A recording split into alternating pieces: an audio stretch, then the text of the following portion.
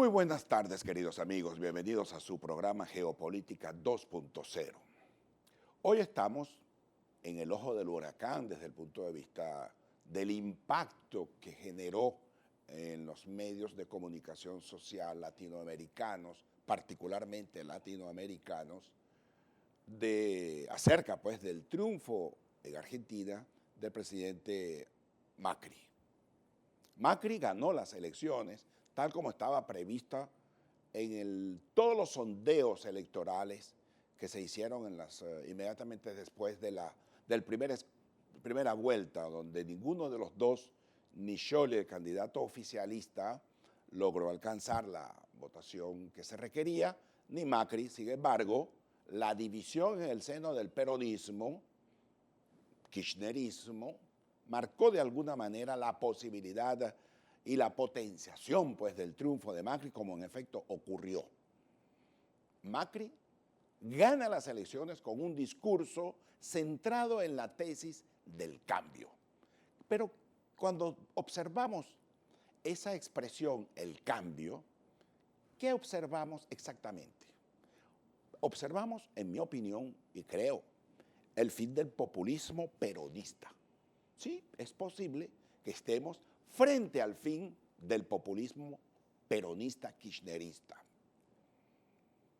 Hay que comprender, pues, que esa visión del mundo enraizada en la sociedad argentina desde la década de los finales de los años 40 y que se incorporó a la vida del argentino normal y mediano, a tal punto, pues, que todo el mundo en Argentina era peronista.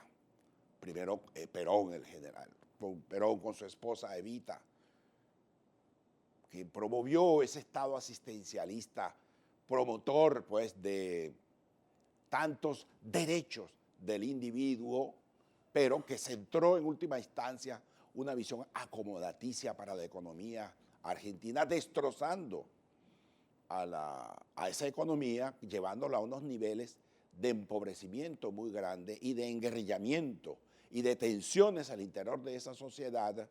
E incluso podemos decir que en el plano internacional Argentina pasó de ser esa gran nación que a principios de siglo era una de las más desarrolladas en el mundo a convertirse en un país de factura tercermundista. Y cuando digo tercermundista no me estoy refiriendo al tercer mundo, sino a esa visión que observa en los países una condición natural de pobreza y de miseria que no le permite adelantar un poco más allá de su condición, que está observando y que está generando con este tipo de prácticas económicas y políticas como culturales, en la cual el individuo deja de ser un ciudadano para convertirse en esa cosa que tan genéricamente se llama el pueblo. Sin embargo, este peronismo que se fue cambiando de ropaje, pero en su esencia era el mismo, mostró algo que es consustancial a su esencia, y es la corrupción. La corrupción es algo emblemático en el populismo argentino y que se extendió incluso por buena parte de América Latina, aunque, repito, el populismo siempre ha existido, sin embargo ha sido magnificado en estos últimos años.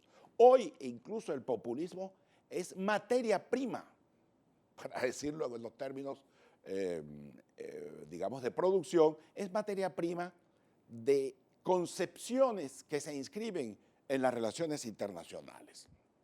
Me explico. Hoy se observa, o se observó durante estos últimos años, desde Venezuela, Argentina y alguno que otro país latinoamericano, que muchos por intereses, otros por unos condicionamientos ideológicos, se observa una alianza de factores extraños, alianzas internacionales. Es decir, nos encontramos con militares, junto con individuos populistas, quienes practicaron y estuvieron practicando a lo largo de todos estos años, gracias fundamentalmente a la chequera petrolera venezolana, pero estimulada con los cantos sureños,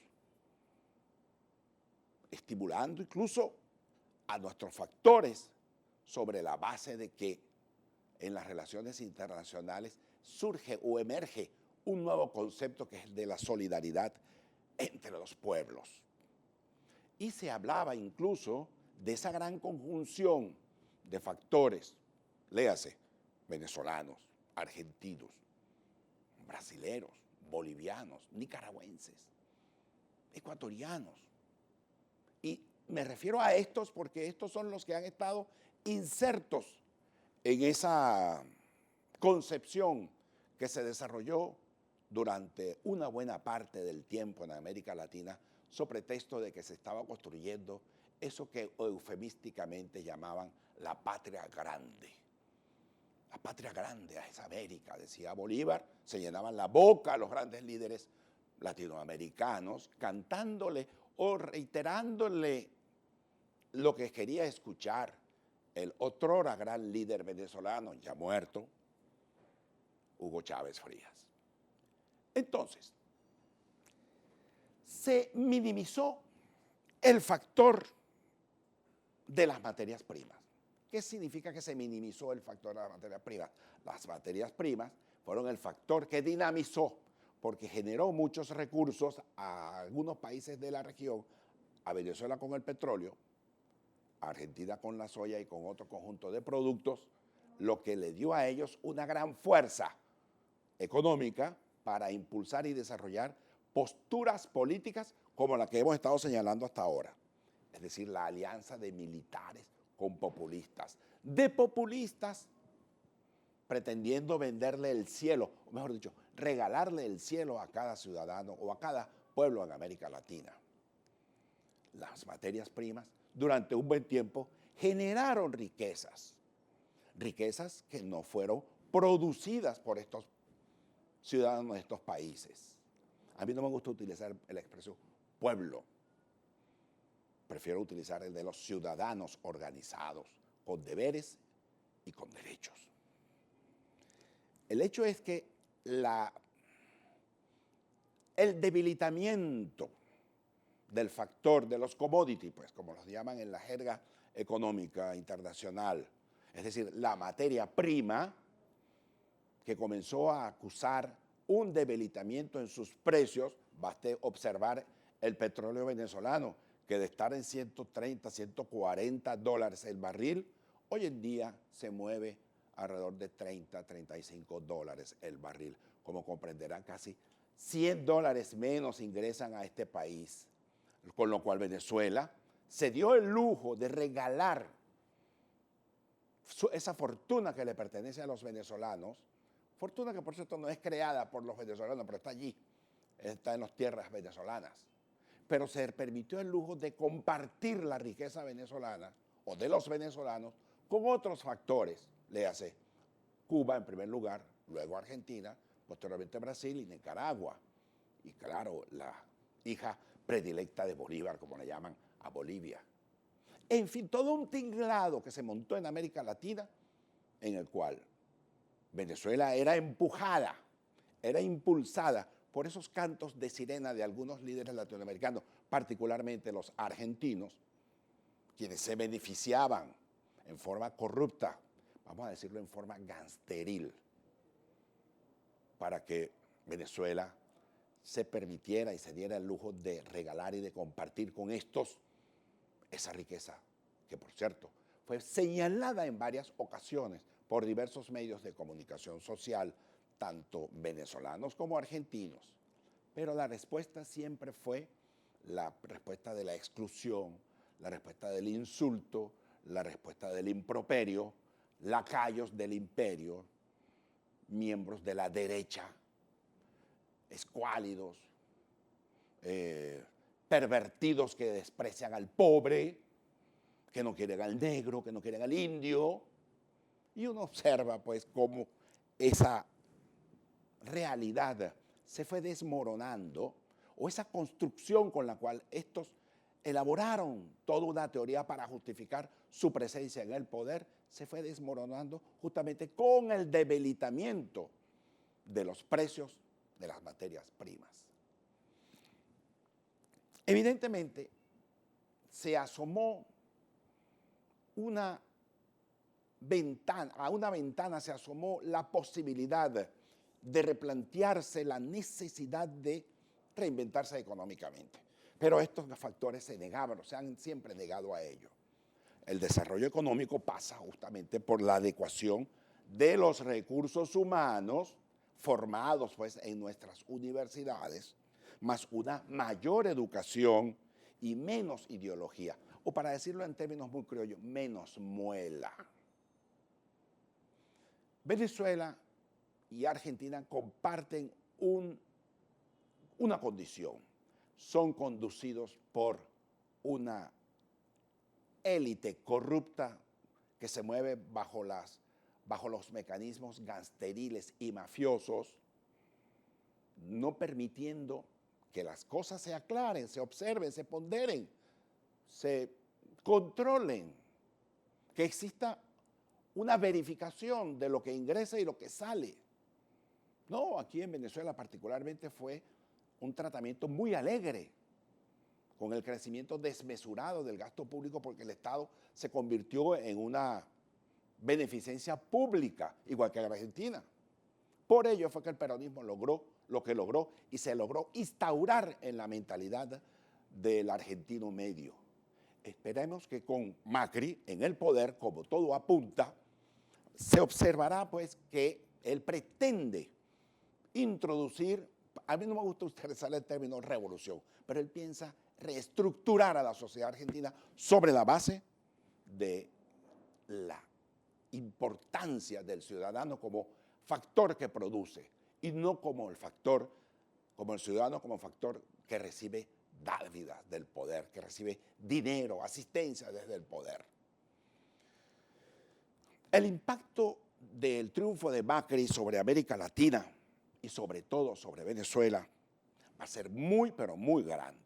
Va a ser muy significativo, puesto que es la primera clarinada que se da por la vía electoral, no por medio de una revolución de fantasías como la que se vivió o se vive en Venezuela, sino producto de la participación del ciudadano mediante un acto electoral para cambiar las cosas. Es una gran enseñanza, es un gran ejemplo para aquellos que en Venezuela dicen que con voto no se cambia gobierno. Por el contrario, Venezuela está, como a toda América Latina, estamos en el siglo XXI. Nosotros tenemos que observar esos elementos modernizantes. Debemos darle participación al ciudadano.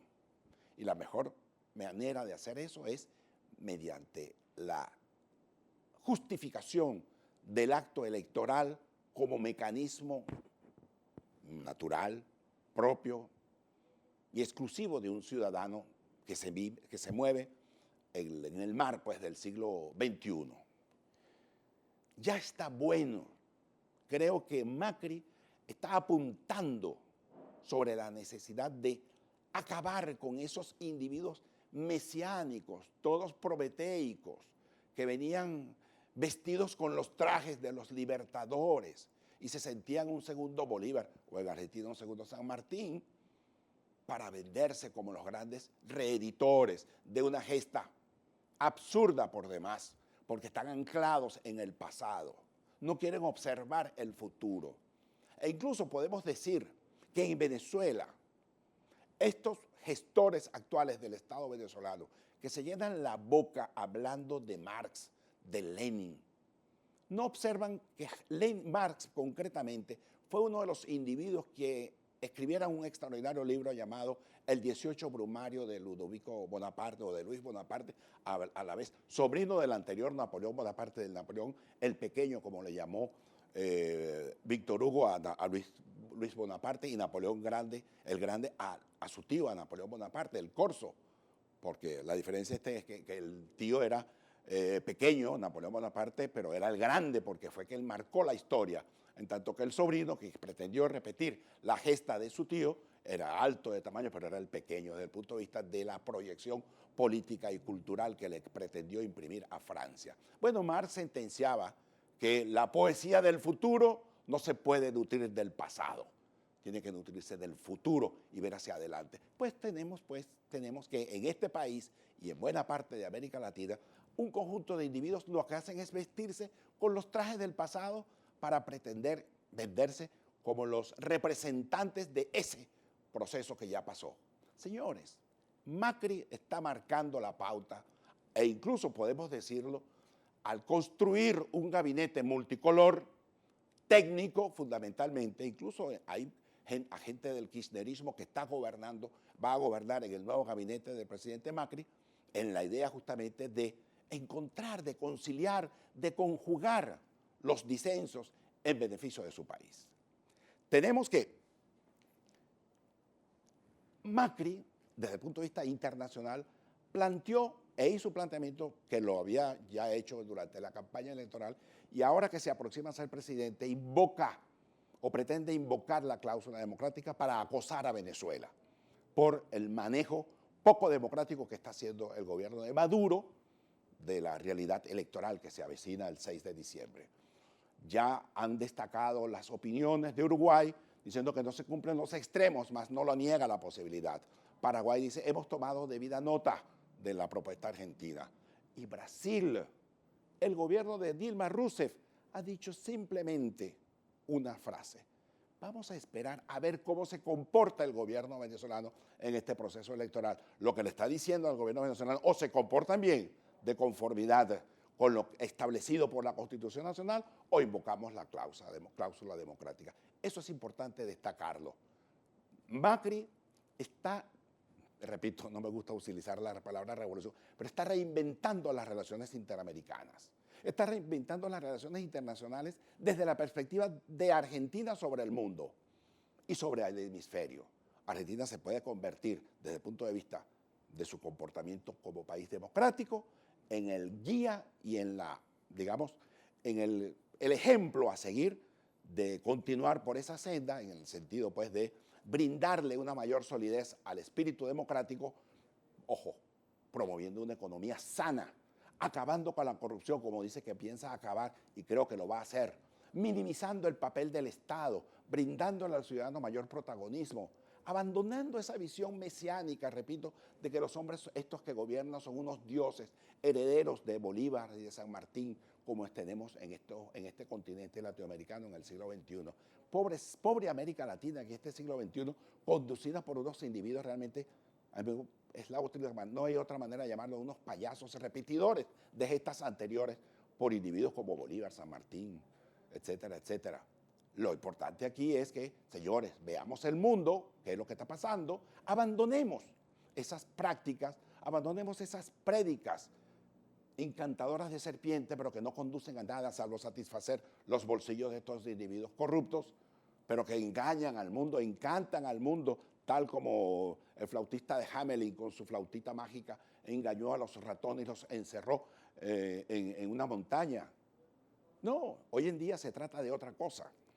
Simplemente hay que observar y ponderar el triunfo de Macri, porque eso va a generar, repito, un gran impacto positivo sobre la región.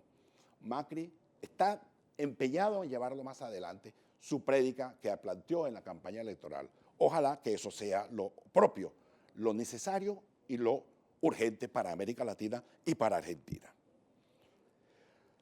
Con este planteamiento tenemos que concluir, para darle un orden lógico a lo que queremos decir, tenemos que concluir con una pregunta.